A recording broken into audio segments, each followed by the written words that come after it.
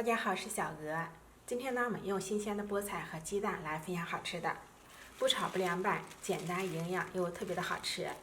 首先呢，我们把菠菜给它去掉老叶和黄叶，再放入水中给它淘洗干净，一片一片的汤洗，这样呢清洗的更彻底。菠菜根的营养价值是非常丰富的。喜欢吃的呢，我们尽量留着；实在不喜欢吃的呢，我们可以把它给剪掉。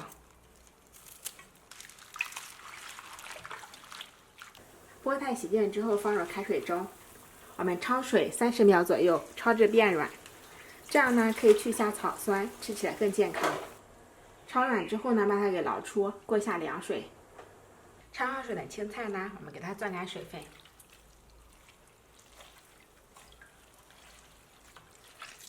再把它给切碎，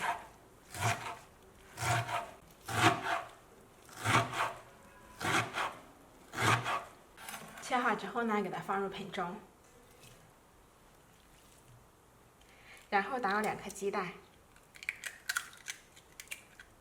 再少加一点点盐，再分次少量加入面粉，把它搅拌成稠糊状。加入鸡蛋，口感会更加的松软。面粉中间呢，我们还可以加入一小部分玉米面，这样吃起来粗细结合，会更营养。搅拌到这种稠糊状就可以了。我们再把搅拌好的面糊给它放在洗湿的蒸屉上，再用铲子给它摊平整，摊开，摊成一个大薄饼。如果铲子比较粘的话，上面可以抹上一点清水。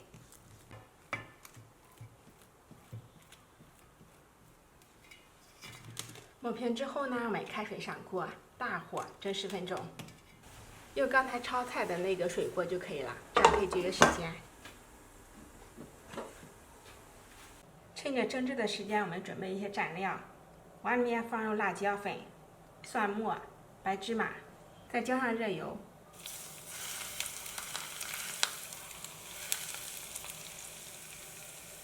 香味激发出之后，我们加入生抽和陈醋，我们的蘸汁就调好了。这里呢，也可以根据个人的喜好进行调整。菠菜饼蒸好之后，我们直接把它给取出来，然后呢切成小块。